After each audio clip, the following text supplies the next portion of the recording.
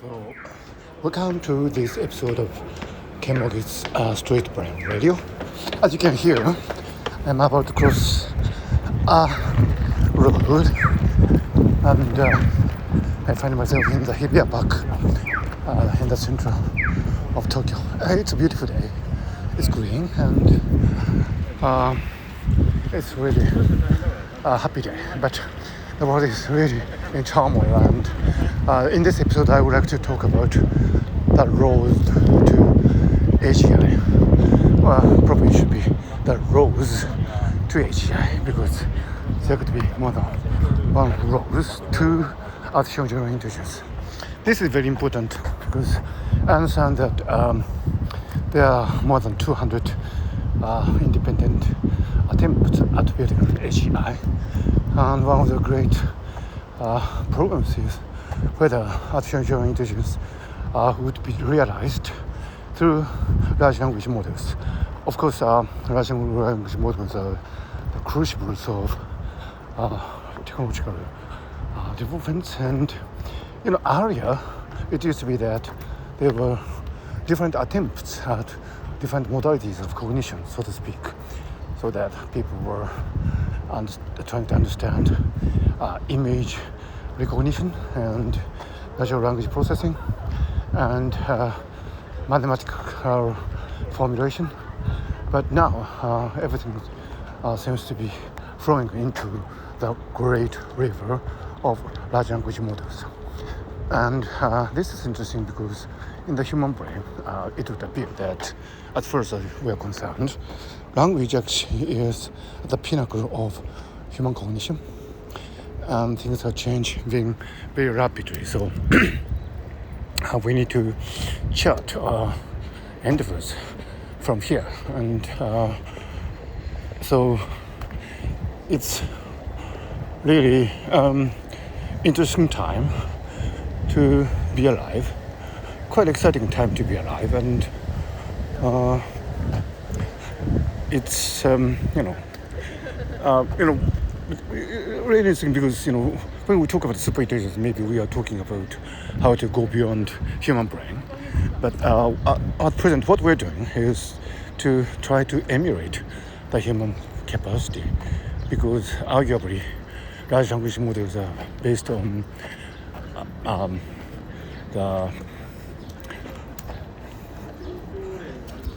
I need to stop here.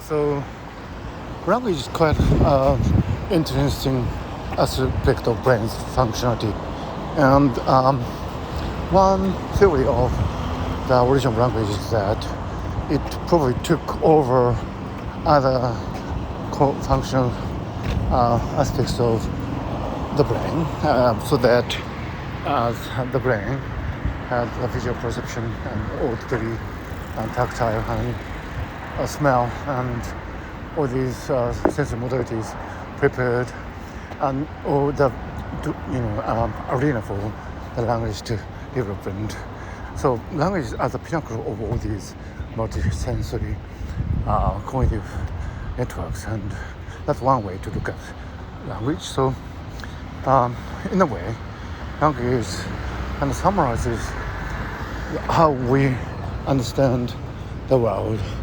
And it is quite interesting that language as they stand is just a series of letters. So if you don't understand the language structure or semantics, then you can't really make sense of it. If you don't understand a lost language, for example, they are having many celebrated examples of language lost in the possession of time, so that people don't know what specific writings in that language means. By the way, I am walking beside the Imperial Palace, and the wind is blowing rather heavily, so you might actually be hearing some noise. I hope this will be okay. So if you have a series of texts if you don't know a working knowledge of language, then it would appear that there's no meaning to it. Interestingly, let's take English as an example. So all these wonderful achievements by large language models, they accumulate knowledge, is actually dependent on the human brain. If the large language models are left to themselves, they wouldn't be able to execute the tasks as they are required. For example, if you ask large language models to come up with a recipe for something like pancakes and so on, and large language models like ChatGPT comes up with it. But if you ask the large language models to actually make pancake, can they make it?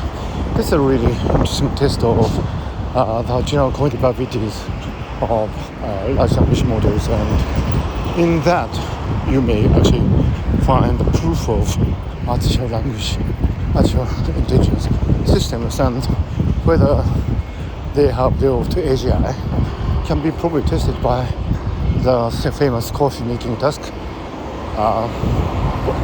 by Steve Wozniak.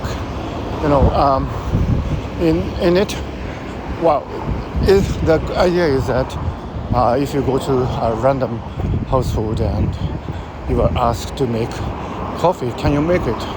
So that is a coffee making task, and the same can be said about cooking task. And if there were recipes on the large language models, in the large language models, they execute actually the cooking of it, so that for example, if you have a pancake, can you actually make a pancake?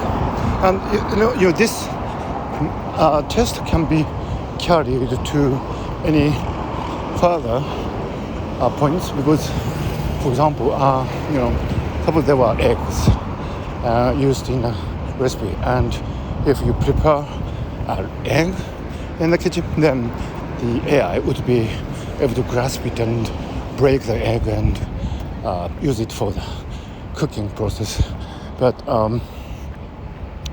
it's probably difficult to grab the egg from the beginning, because producing eggs requires certain skills, and you have to raise a hen, and you have to feed the hen, and you have to take care of the hens, and you need to do some things if the hens become ill. But that probably is something out of bounds for many artificial intelligence systems, and indeed robotics systems today. So actually, even make the simple task of making a pancake out of eggs and flour and so on. Now, flour is another interesting issue. If you have a flour in the kitchen, probably you can design an artificial intelligence system that will recognize it as such, and you can make, or you can put fake flour as a kind of test of its cognitive abilities, and ultimately it has to taste the flour, and humans would be able to do it, but artificial intelligence systems equipped robots wouldn't be able to do that at present. But you can certainly imagine a time when robots can do that. But then the question is, how do you prepare the flour?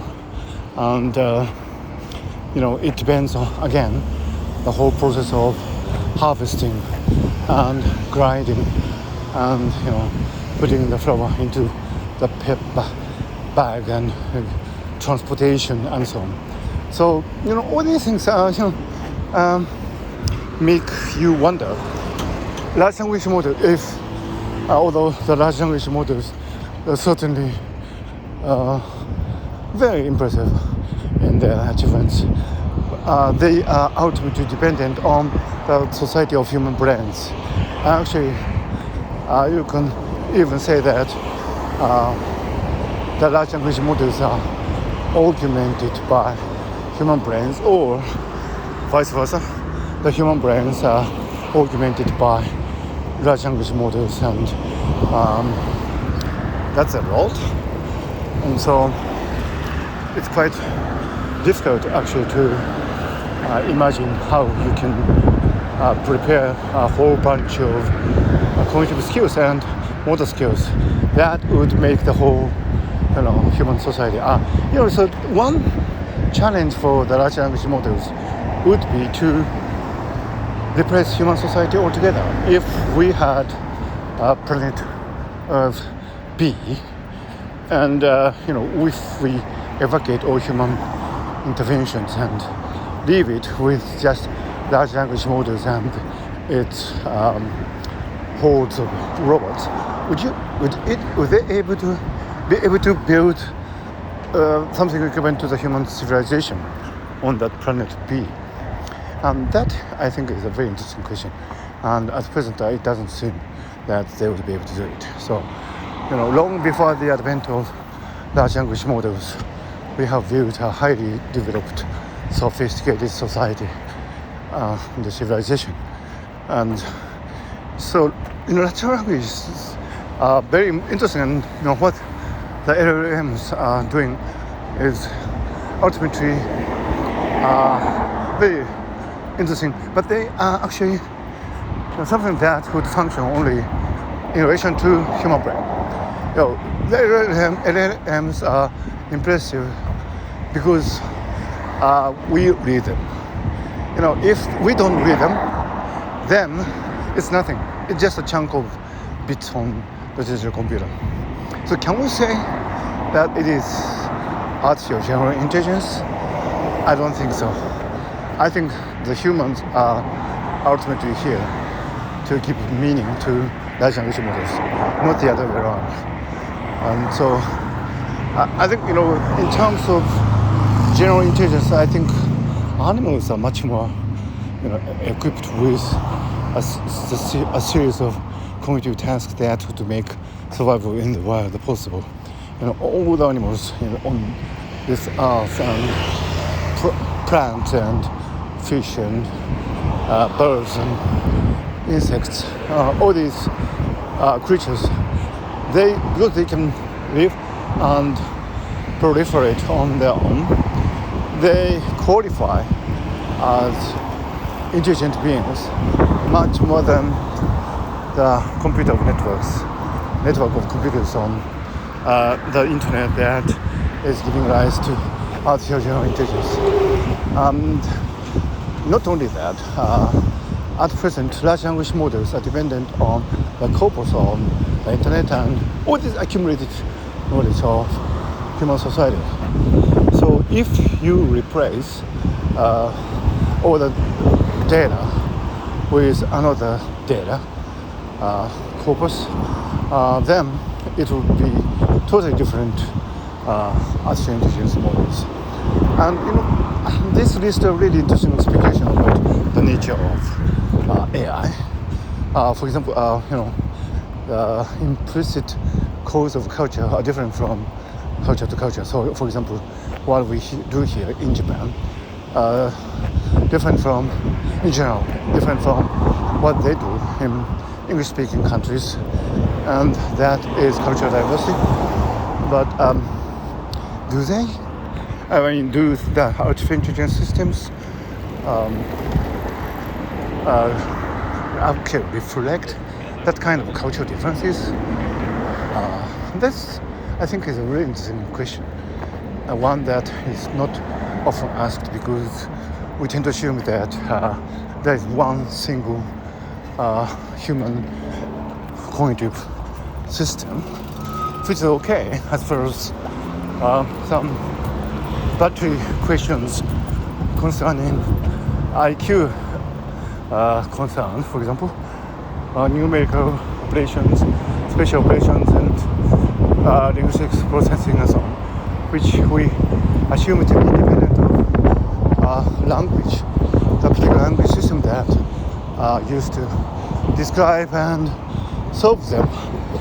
But when it comes to building society, there are certain nuances that are different from language to language and culture to culture, so that Japanese-based society is different from English-based society. So, that might actually be reflected in a slight difference between world models based on Japanese as opposed to English language. That could be an interesting aspect of large language models. So, all these discussions actually point to the fact that actually large language models depend on living humans. First, on a general level, large language models depend on as humans, as embodied linguistic agents, and even a simple task of making a pancake can only be conducted by human. So many people asking ChatGPT to come up with an interesting recipe. Some people saying that it's really great, and you can take a photo of the inside of a fridge, and based on that, ChatGPT will be able to propose you a recipe for cooking, and that's quite impressive. But if there were not humans who would actually execute that task, the ChatGPT wouldn't be anything. It doesn't have any functionality. So, there's the road to AGI through large language models is certainly interesting, but I don't think they qualify as standalone general intelligence system. And I think this is going to be one of the key issues to be discussed if we indeed assume that large language models would lead to artificial general intelligence at some point of human history. Actually, I'm coming to the National Theatre, and then there will be Tokyo FM, where I'm going to have a recording. So I need to stop here. But anyway, it's such an interesting topic to discuss, and I have to see you again later. So this is the morning after, and I have just finished a live morning news and current affairs show, and I'm walking on the street, and you can probably hear the voices of children. So AGI, yeah, artificial general intelligence. So it's probably evident that language is central to human cognition. But then the question arises whether consciousness would be also essential in realizing general intelligence, artificial or natural. And in the case of humans, it is evident that consciousness is typically involved in natural intelligence. When you're sleeping, things can go on in your brain, and some people are known to talk during sleep. I am known to talk during my sleep. But these utterings typically don't make sense. They are not embedded in solid context. So typically, as far as humans are concerned, consciousness would be involved in the execution of cognition. So it would appear that more or less, consciousness would be seen as indispensable for many cognitive tasks, which would lead up to artificial general intelligence. So, having said that, it is also true that large language models execute the language-related functions without involvement of consciousness. I don't think people would typically assume that consciousness arises or is arising from the large language models. And so there was this famous Google researcher who had and was under the illusion that the Lambda AI model was conscious, and he made some headlines. But that passed because people don't generally believe that these things are conscious. So I think it's fair to say that now the perception is that large language models can handle language very, very impressively without the involvement of consciousness. And so where does consciousness stand in this? And one way I think is to put it is that probably consciousness is a great economizer. Large language models depend on big data, and they need to invoke reference to and learning based on a really big chunks of data, and otherwise they wouldn't be able to function there. So probably consciousness can function without relying on these big data. And that probably is something that is actually occurring in the human brain. Many people have compared the human brain with large language models, and people have generally commented that human brains working on a very economical budget, resource-wise and time-wise. So that might be actually one way to look at it. That consciousness is a great economizer. So such discussions would lead to the fundamental question whether language processing needs consciousness at all. And when you are dealing with semantics, it would appear that we indeed need consciousness to handle the meanings of words, because when we are unconscious, we actually not aware of the meaning of the words. And of course, it could be argued that we could handle the semantics of language unconsciously without us knowing it, but it doesn't seem quite correct intuitively. But what the large language models are doing and increasingly showing that they are actually capable of is quite astonishing. And if you look at the outputs by ChatGPT, they are almost right. I said almost because sometimes they suffer from hallucinations, and in those instances, it would appear that the ChatGPT or other language models are failing to understand the significance of language.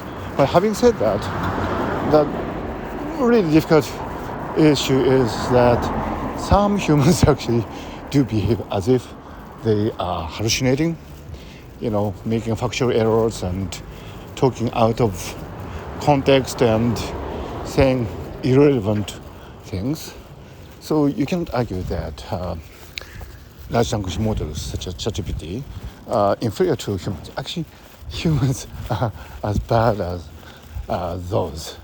So if you look at how people behave in their verbal communication, it would appear that sometimes they fail quite fantastically.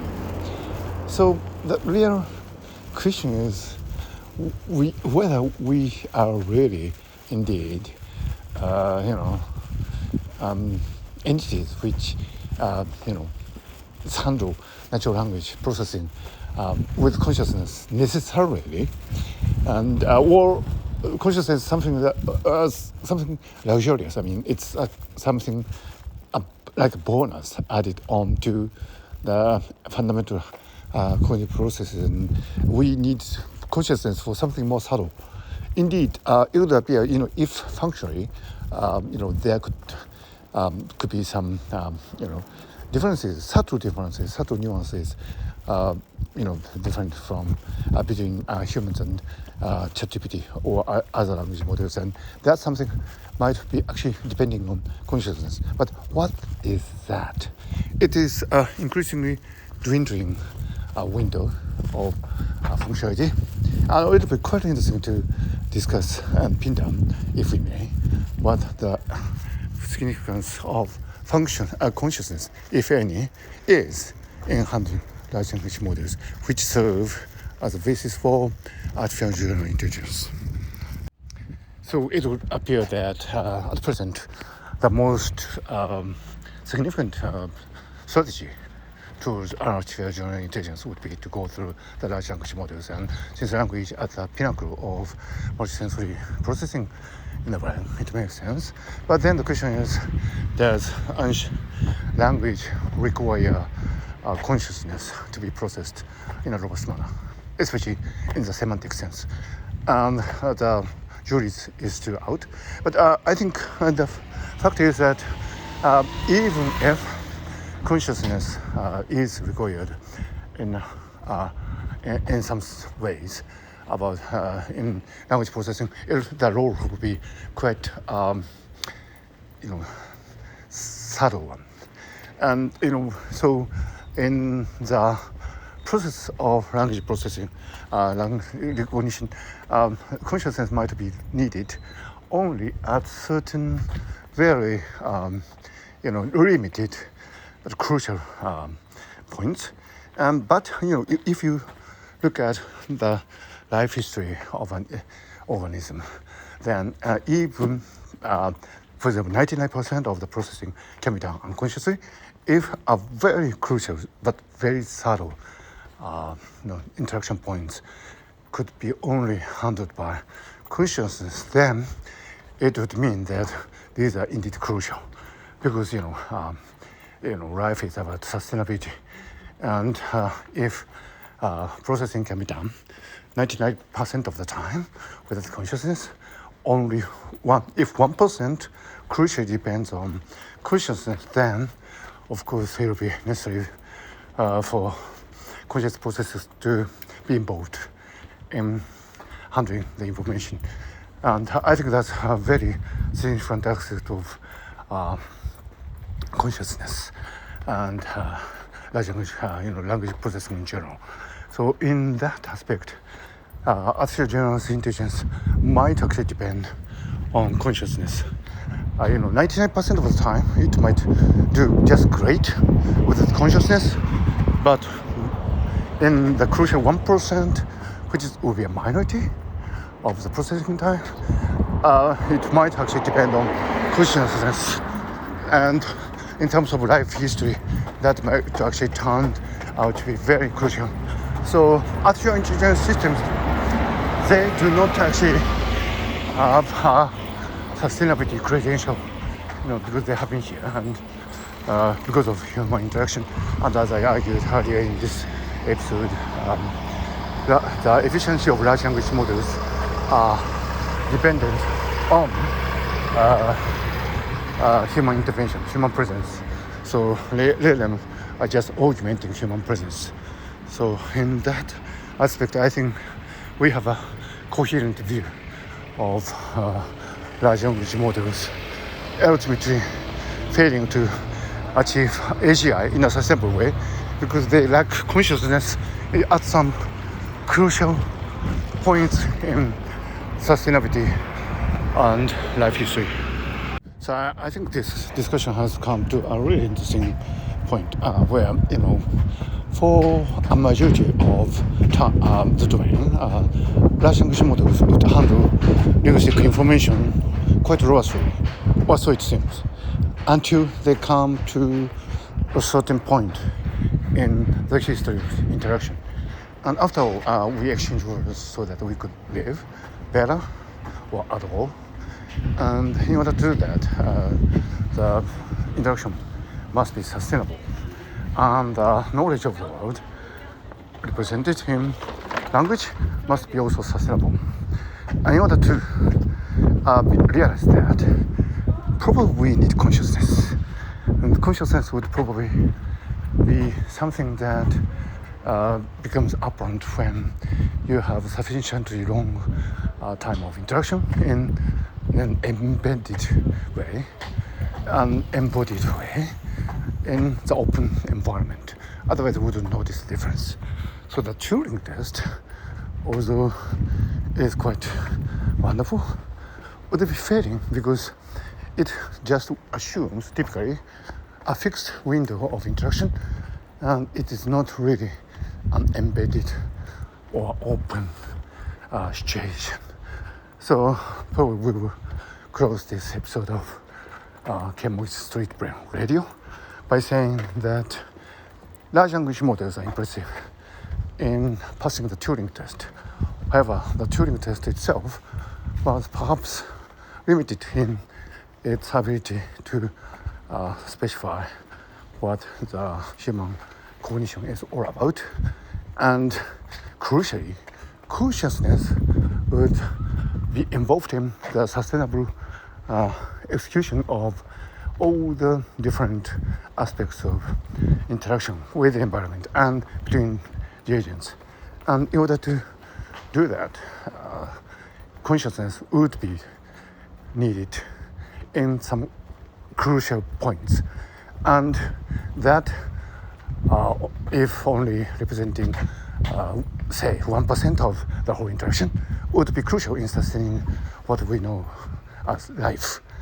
And in order to understand that aspect of our existence, probably we need to pursue research into large language models and other forms of artificial intelligence further, so that we can focus even narrower focus domains of our interaction, as exemplified by the exclusion of these domains by the really excellent manifestations of abilities by large language models.